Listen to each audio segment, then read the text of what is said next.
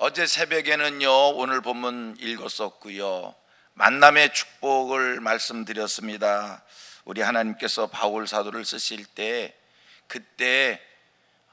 그때마다 필요한 사람들을 만나게 하고 그들과 함께 복음의 사역을 성공적으로 할 수 있도록 은혜를 베푸셨다.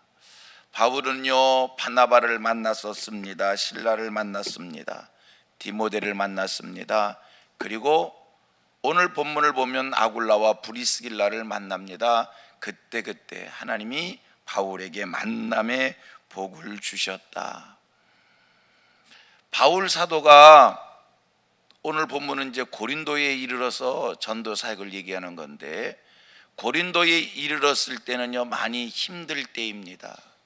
고린도전서 2장 3절에 스스로 고백을 합니다. 자기는 지금 많이 약하고 두렵고 심히 떨었다. 자기가 고린도에 있을 때 그러했었다라고 말씀을 합니다. 바로 그때 하나님께서 그의 곁에 아굴라와 브리스길라를 짝지어 주셨는데, 자, 이 아굴라와 브리스길라 둘이 부부입니다. 이 사람들은 어떤 사람이었는가? 오늘 보면 2절에 아굴라와 브리스길라에 대한 설명을 주고 있습니다. 2절 말씀을 봅니다. 시작. 아굴라라 하는 본도에서 난 유대인 한 사람을 만나니 글라우디오가 모든 유대인을 명하여 로마에서 떠나라 한 고로 그가 아내 브리스길라와 함께 이달리아로부터 새로운지라. 바울이 그들에게 가매. 본도에서 태어난 유대인이었습니다. 그런데 그 당시 로마의 황제 글라우디오가, 이 로마 황제 글라우디오는 유대인 말살 정책을 썼던 황제이거든요. 그래서 로마에 머물던 유대인들을 다 흩어버렸어요. 그래서 본도에 태어난 이 아굴라가 브리스길라와 부부가 고린도에까지 오게 되었고요. 여기서 바울을 만나게 됐다는 겁니다. 바울이 많이 지쳐 있을 때 하나님은 아굴라와 브리스길라를 이 고린도에서 만나게 해 주십니다. 바울의 입장에서 보면 아굴라와 브리스길라를 하나님이 만나게 해 주신 거지만, 또 거꾸로 얘기하면 아굴라와 브리스길라도 바울을 만나서 복이었던 거예요. 우리 같이 고백합니다. 성경 말씀 속에 하나님은 나의 아버지 하나님이십니다. 아멘. 여러분, 우리는, 제가 요새 계속 반복해서 고백을 합니다. 아브람과 이삭과 야곱의 하나님, 성경 말씀 속의 하나님, 그 하나님 아버지는 나의 아버지 하나님이시고요, 성경 속의 믿음의 선조들에게 그렇게 은혜를 베푸시고 그렇게 역사하시고 그들의 삶을 그렇게 인도하셨다면 오늘 우리에게도 그렇게 역사하시고 그렇게 인도하실 줄 믿습니다.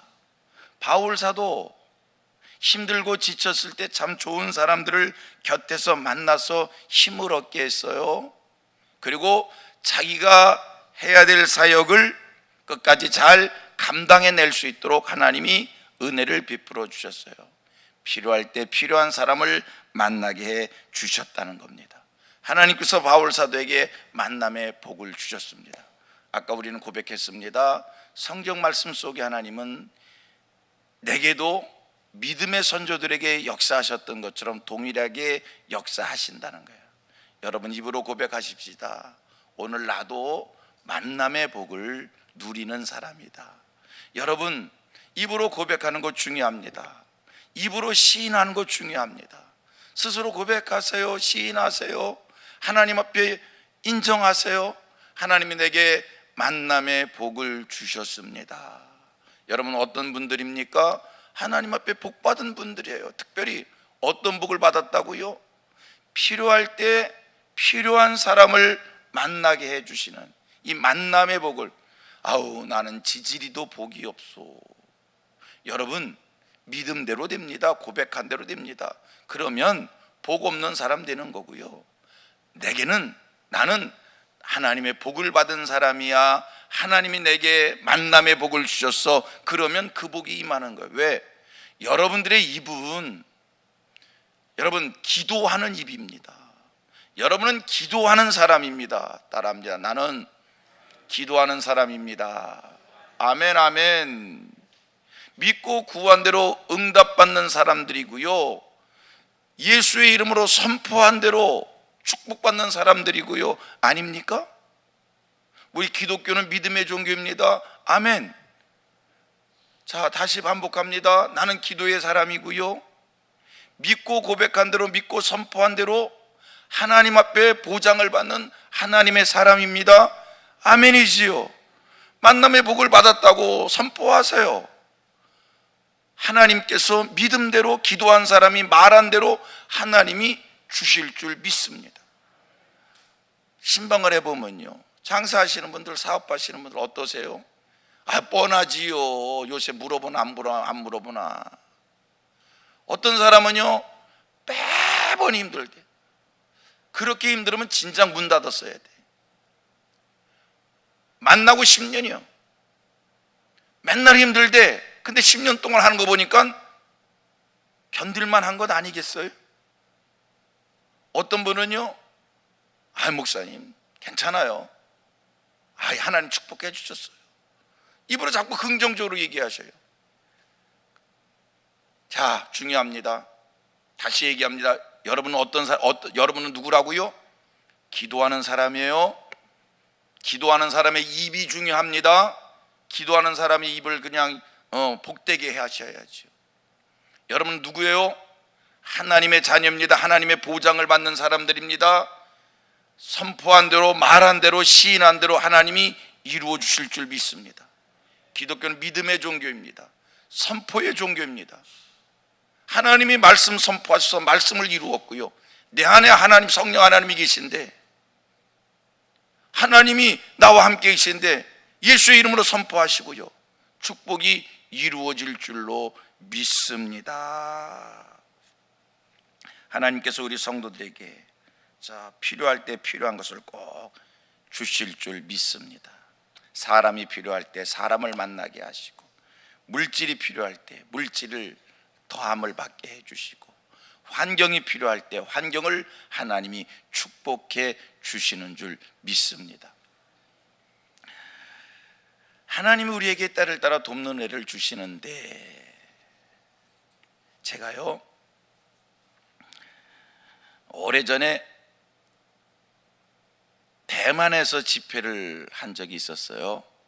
대만 가서 집회를 하는데 대만 음식이 정말 기름져요. 그 사람들 음식이 기름진데, 기름이 둥둥 뜨는 음식에다 기름을 또 한 숟갈 푹 붓는 사람들인데, 얼마나 기름진 음식을 먹는지 그 음식을 몇 끼 먹었더니 제 몸에서 반응이 나타나더라고요. 갑자기 거울을 보는데 몸에서 반점이 생기고 뭐가 막 나는 것 같고, 야, 이거 더 이상 이 대만 음식을 먹을 수도 없고 안 먹을 수도 없고 고민이 생겼어요. 어떻게 하면 좋은가? 강사로 간 사람이 음식을 타박할 수도 없고 주는 대로 먹어야 되는데, 내 몸의 현상은 더 먹으면 안 되겠어요. 어쩌면 좋을까, 어쩌면 좋을까. 아까 좀 전에 하나님은 어떤 분이라고요? 때를 따라 돕는 은혜를 주시는 분이신데, 아, 큰일 났어, 이거 어떡하나. 그런데요, 갑자기 저를 일식을 대접해 주는데 저는 신기했어요. 내가 음식 때문에, 이 기름진 음식 때문에 고통스럽다고 힘들다고 내 입으로 말도 못하고 표현도 못하고 어떻게 해야 되나 하는데, 갑자기 일식을 대접해 주셔서 일식을 내가 그 중간에 먹으면서 내 체력을 보강하면서 지금도 생각하면, 야, 우리 하나님 참 신기하다. 고백합니다. 때를 따라 돕는 은혜를 주신 하나님, 아멘. 그때마다 하나님이 피할 길도 주시고요, 그때마다 하나님께서 환경도 형통케 해주시고요, 감사로 사시길 바랍니다. 자, 아까 선포했어요. 여러분은 어떤 분이라고요? 만남의 복을 받은 사람들이에요. 아멘이지요? 오늘 여러분들이 만나는, 여러분 곁에 있는 사람, 하나님께서 바울에게 아굴라와 브리스길라를 그때 짝지어 주신 것처럼 그렇게 짝을 주신 줄로 믿고 오늘 내 곁에 있는 그분을 믿고 신뢰하십시오. 의지하십시오.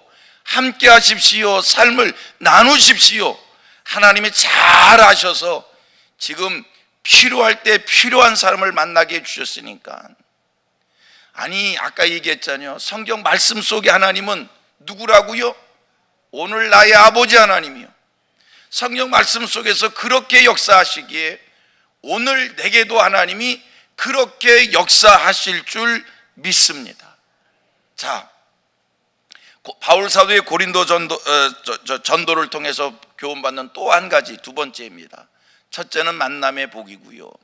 두 번째는요, 오늘 본문을 쭉 보니까 3절 4절 말씀을 내려가 보니까 바울이 고린도 전도할 때 자급자족의 전도를 했다는 거예요.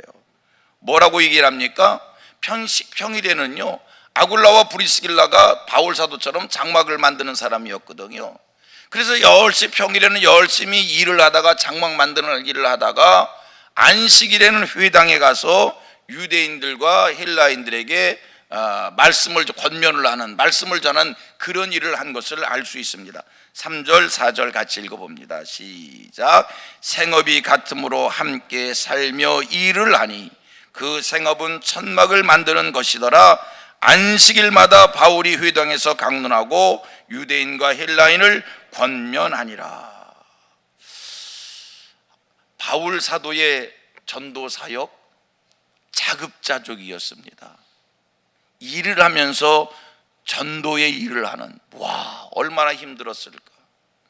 지금처럼 후원교회가 있어서 전도에 필요한 모든 것을 후원교회가 물질로 더해주는 것 아니었고, 생활하는 데 필요한 모든 것을 후원교회가 더해주는 것이 아니라 바울은 전도지에 가서 전도할 때 일하면서 전도했다는 거예요. 상상이 가십니까? 얼마나 힘들었을까? 실제로 바울은 자기가 힘들었던 것을 고백을 하지요. 뭐라고 고린도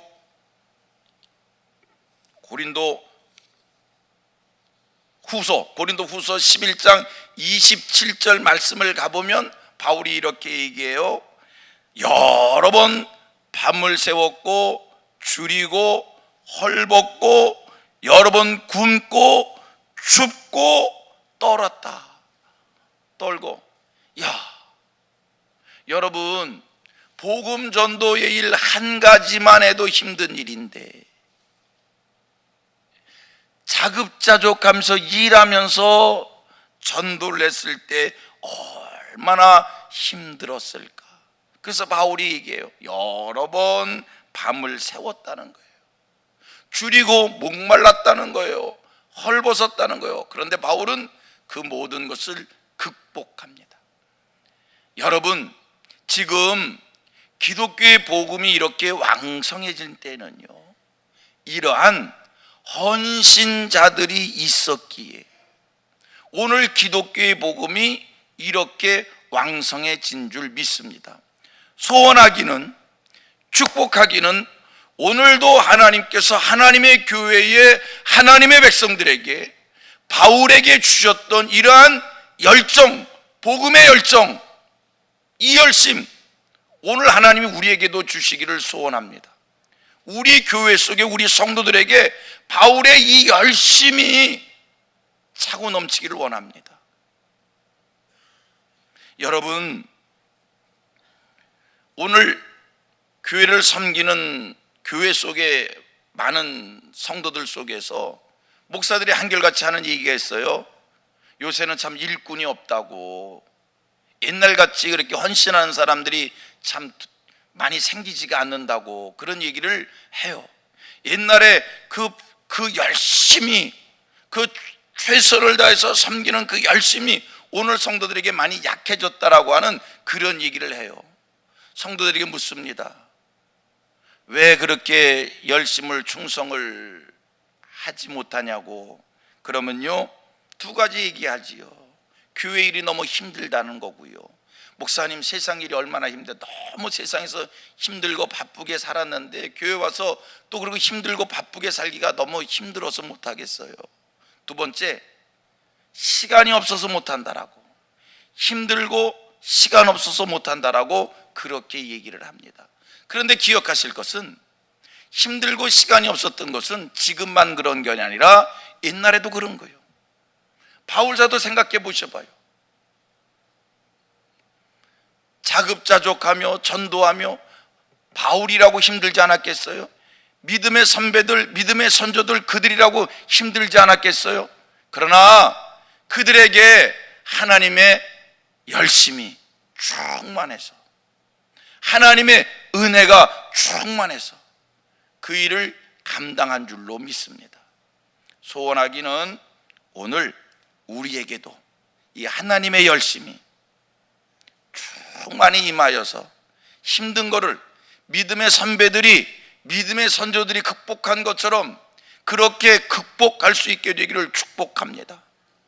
바울의 심령에 있었던 복음의 열심이, 바울도 얘기하잖아요. 내가 여러 번 밤을 새웠고 줄이고 목말랐고 춥고 헐벗었다, 여러 번 춥고 떨었다. 바울도 그렇게, 그러한 속에서도 열심을 다했던 거예요. 왜?